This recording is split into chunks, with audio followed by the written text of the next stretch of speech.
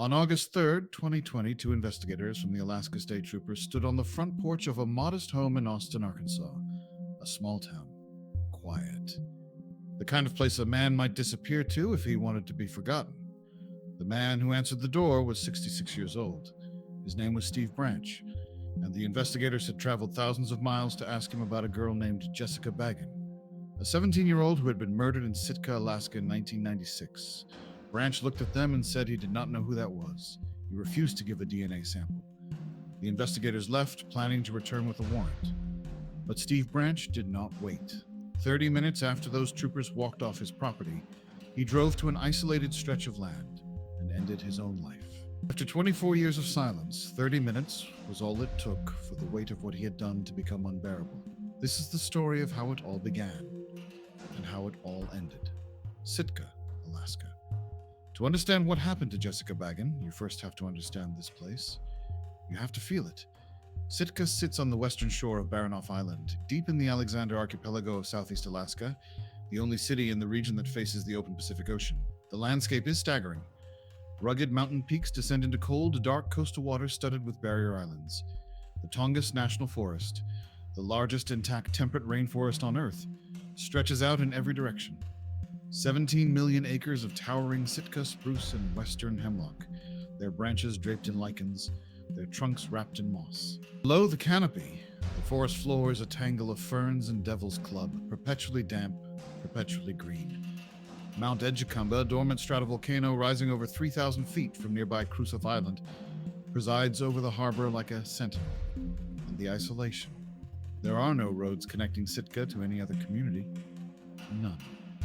The only way in or out is by boat or by plane.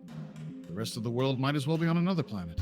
In 1996, roughly 8,000 people called Sitka home, a tight-knit community built on the rhythms of the fishing season and the Tlingit traditions that stretched back over 10,000 years. Sitka National Historical Park, 113 acres of old-growth rainforest near the Indian River, preserved totem poles and walking trails that connected to the broader path system, including the bike path along Sawmill Creek Road. This was a place where people left their doors unlocked, where teenagers walked home alone at night and nobody thought twice about it. Violent crime was almost unheard of. A stranger assault and murder, as one longtime resident put it, just does not happen in Sitka. Until one night it did. Jessica Irene Baggen was born on May 3rd, 1979, and she was what people in Sitka called a true Sitka kid. Vivacious, independent, free-spirited, the daughter of George and Vicki Baggen, a respected family with deep roots in the community. She had 3 sisters, Corella, who everyone called Corey, Melissa, and Amanda. They were a close family, and Jessica was the light at the center of it. She loved to cook. The family had a tradition they called Thanksgiving pie making marathons. She loved to fish. She listened to Willie Nelson, which tells you something about her spirit, and she had dreams. Jessica wanted to study photography. She planned to attend college in Arizona after graduation to pursue it. She was 17 years old, standing at the threshold of her adult life, with her whole future ahead of her. On the evening of Friday, May 3rd, 1996, Jessica celebrated her 17th birthday at her sister Corey's place, a trailer home in a court off Sawmill Creek Road, about a mile from the family home on Barlow Street. It was a casual gathering. Family and friends. The kind of small, happy evening that nobody thinks to document because it feels so ordinary. Because it was her birthday, Jessica had permission to stay out later than her usual curfew. Sometime after midnight in the first hours of Saturday, May 4th, Jessica decided to walk home. The route was one she knew well. The paved bike path that paralleled Sawmill Creek Road, cutting through the wooded area between Sheldon Jackson College and the road. About a mile. 20 minutes on foot. In 1996, teenagers did not carry cell phones. There was no way to track her movements, no text message to say she was on her way. She stepped out into the Alaskan night, and she walked into the dark. Jessica Baggen never arrived home. By the early hours of May 5th, her father George reported her missing. He returned that evening to confirm she still had not come home. For 2 agonizing days, Jessica was simply gone. Vanished from a well-traveled path in the heart of a small town where such things were not supposed to happen. On May 6th, the Sitka Police Department mobilized search and rescue. Crews combed the bike trail between the trailer court and the Baggen home. And then searchers found something that turned concern into dread. Her shirt. The shirt Jessica had been wearing when she was last seen alive lying in the woods. There was no innocent explanation. Less than 2 hours later, they found her. Jessica's body was discovered approximately 70 feet off the bike path. She had been hidden in a hollowed-out area beneath the trunk of a large fallen tree. Earth and leaves had been hastily pushed over her in a crude attempt at concealment. Her clothing and belongings were scattered nearby, a blouse stained with blood, a green Letterman jacket, jewelry, a single sock. The scene told a story of unspeakable violence. The autopsy confirmed the worst. Jessica had been attacked in the most brutal way imaginable. She had been violated. She had been beaten. Her eyes blackened from blunt force trauma. She had been strangled and suffocated, with earth forced into her airways. The cause of death was asphyxiation. She was 17 years old, one day past her birthday, and someone had destroyed her on a path she had walked 100 times before.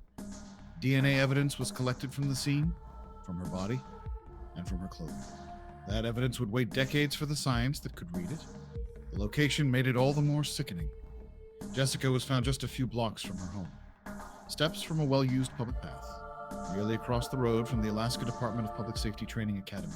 She had been murdered and hidden in the most ordinary stretch of woods in all of Sitka. The murder was, in the words of longtime Sitka author John Straley, a seismic event. In a town with virtually no violent crime, the brutal assault and murder of a 17-year-old girl was incomprehensible. A stranger assault and murder, Straley wrote, just does not happen, but it did. And to a well-known and well-liked family. He wrote that all of us took this event personally. Fear consumed the town. Parents who had always let their children walk freely suddenly could not bear the thought. On May 12th, approximately 1,500 residents gathered for a candlelight vigil near where Jessica had been found. 1,500 people. More than one-third of the town's entire population, their candles flickering in the darkness as an entire community grieved for a girl who should have made it home. The Sitka Police Department took the lead on the investigation. The lead detective was Nick Ward, with support from Alaska State Troopers. And within days, they believed they had their man. Richard Bingham was approximately 34 years old. He was a janitor at Sheldon Jackson College, the small Presbyterian college whose campus bordered the crime scene. He had been living on a boat in the harbor, and he had a problem. Bingham had intellectual disabilities. He was a hard drinker, prone to blackouts, and he was highly suggestible. His friends had a cruel habit of reading the local police blotter and telling Bingham he had done whatever it described. Because he could not always distinguish between what was real and what might have happened during a blackout, he would sometimes believe them. After Jessica's murder consumed the town, one of Bingham's drinking companions planted a seed. He suggested Bingham might have had something to do with it. The seed took root in Bingham's vulnerable mind, and he walked into the police station telling officers he was having disturbing dreams and flashbacks. He feared he might have done something terrible. What followed was a textbook example of how not to interrogate a suspect. Officers used the Reed technique, an aggressive method widely criticized for producing false confessions for mentally vulnerable individuals. Over several hours, police fed Bingham details of the crime. He agreed with them. He half agreed. But nothing he volunteered on his own was accurate. He could not describe what Jessica had been wearing. He could not describe the specifics of the murder. He could not provide a single detail that only the true killer would know. The confession was, by any reasonable standard, coerced from a man who did not have the capacity to resist it. On May 15th, just 10 days after the murder, Richard Bingham was arrested and charged. He spent 13 months in jail awaiting trial, including time in isolation for his own protection. Other inmates had threatened a man suspected of what Bingham was suspected of. The trial was moved to Juneau because finding an impartial jury in Sitka was impossible. Bingham's public defender, Galen Payne, brought in an expert on false confessions. She played the video of the interrogation, exposing the leading questions and fed details. She demonstrated that the DNA evidence did not match Bingham, and she proved that nothing he volunteered during his confession was actually accurate. The trial lasted 10 days. The jury deliberated for just 2 hours before acquitting Bingham on all charges. 2 hours. That is how thin the case against him was. But an acquittal in a courtroom is not the same as absolution in a small town. Bingham left Alaska immediately and settled in Bellingham, Washington. He tried to rebuild his life. The shadow of that accusation followed him for over 2 decades. By the time the truth came out, Bingham was suffering from multiple sclerosis and diabetes. He had lost years, he had lost his reputation. He had lost the life he might have lived, and the real killer had never even been questioned. After Bingham's acquittal in 1997, the case went cold. Not all at once. These things never end with a clean break. Instead, they fade. Leads dry up. Detectives retire. Budgets shrink. The file goes into a box, and the box goes on a shelf, and the years accumulate like dust. Over 2 decades, more than 100 potential suspects were identified and cleared through DNA comparisons. Not one matched. The Baggen family never stopped fighting. They hired John Baeza, a retired New York City detective, to investigate privately. He came up empty. In 2007, Alaska established a cold case investigation unit. The Baggen case was assigned. More suspects tested. No matches. Investigators retired. The unit was shuttered in 2015 due to budget cuts. For 2 years, no one was officially working Jessica's case. For 24 years, the Baggen family lived with an open wound. And every year that passed, the possibility of learning the truth grew dimmer. But the DNA had waited, preserved in evidence files all those years. The genetic profile of a killer with no name attached. All it needed was the right technology. In 2017, the cold case unit was reestablished. Investigator Randy McFerron began reading about forensic genetic genealogy. Traditional DNA matching requires the suspect's profile to already be in a law enforcement database. If they have never been arrested, their DNA is not on file. This killer's DNA was not, but genetic genealogy takes a different approach. Crime scene DNA is used to develop a genetic profile, which is uploaded to public genealogy databases where citizens have voluntarily submitted their DNA for ancestry research. The system identifies partial matches with distant relatives. Then genealogists build family trees, working through generations, until they narrow the field to a single name. In April of 2018, the Golden State Killer was identified using this method, and it became front-page news. McFerron recognized its potential. By September of 2018, the Cold Case Unit and Sitka Police agreed to pursue genetic genealogy for the Baggen case. The Alaska State Crime Lab confirmed the original DNA was sufficient. McFerron contacted Parabon Nanolabs, a forensic genetics company. By February of 2019, Parabon had developed a profile and uploaded it to the GeneMatch genealogy database. Partial matches came back. Distant relatives of the unknown killer. The genealogical research was extraordinarily complex. Lead analyst Patty Busby, along with C.C. Moore of Parabon, traced the family tree back to the 1850s, to one ancestral couple.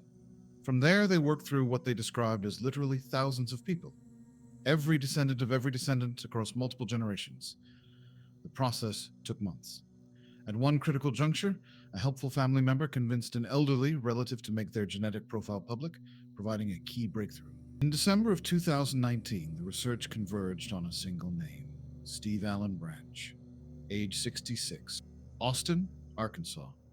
And here is where the story becomes almost unbearable, because investigators quickly discovered something that should have led them to Branch decades earlier. Steve Branch had been living in Sitka at the time of the murder. He lived along Sawmill Creek Road, the very road where Jessica's body was found. He had reddish blonde hair matching physical evidence from the scene. He was a local mechanic who knew the area, the bike path, and those woods intimately. And here is the detail that defies all comprehension. In March of 1996, just 2 months before Jessica was killed, an 18-year-old employee at a local grocery store reported to the Sitka Police Department that Steve Branch had assaulted her. That case was under active investigation at the time Jessica disappeared. Branch was not arrested until June, more than a month after Jessica was already dead and Richard Bingham was already in a cell charged with her murder. The Sitka Police Department was investigating Steve Branch for a violent crime against a teenage girl at the very same time they were investigating the assault and murder of another teenage girl. Branch lived on the same road where the body was found. His physical characteristics matched evidence from the scene. Prosecutors even had his blood obtained for the other case, but no one ever thought to compare it against the DNA from Jessica's crime scene. And one more detail. The lead detective on the Baggen case, Nick Ward, was later revealed to have married one of Steve Branch's sisters. The timeline of that relationship has never been made public. Ward did not respond to requests for comment. The potential conflict of interest is staggering.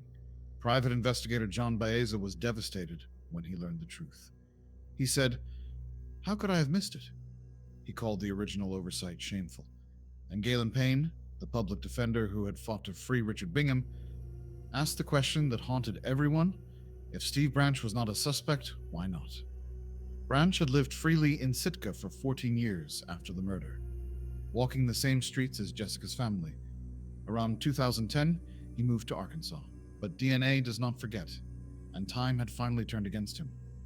In early 2020, investigators obtained a DNA sample from one of Branch's relatives. In May of that year, Parabon Nanolabs confirmed very close kinship between that sample and the suspect DNA from 1996. Which brings us back to where we began. August 3rd, 2020. Two investigators on a porch in rural Arkansas, thousands of miles from the moss-covered trails of Sitka. Branch denied everything. He refused to provide a sample. The investigators left. 30 minutes later, he was dead. A single gunshot. The Lone Oak Sheriff's Office ruled it a suicide. A warrant was executed during the autopsy. On August 10th, the Alaska State Crime Lab confirmed what the genealogists already knew. Steve Branch's DNA matched the evidence from 1996. The match was definitive. Steve Allen Branch was the man who had murdered Jessica Baggen 24 years earlier. That same day, the Baggen family was notified. After 24 years, 3 months, and 6 days, they finally had an answer. On August 11th, Alaska Public Safety Commissioner Amanda Price stood before cameras alongside photographs of Jessica taken at her birthday party, the last photos ever taken of her alive. The case was officially closed by exception. The killer identified, but no prosecution possible because he was dead. Commissioner Price said, "While nothing will ease the pain or bring Jessica back, I am humbled and proud of the work that many law enforcement professionals did over the years to bring closure to her family and friends. They never forgot about Jessica or the people that loved her, and Richard Bingham."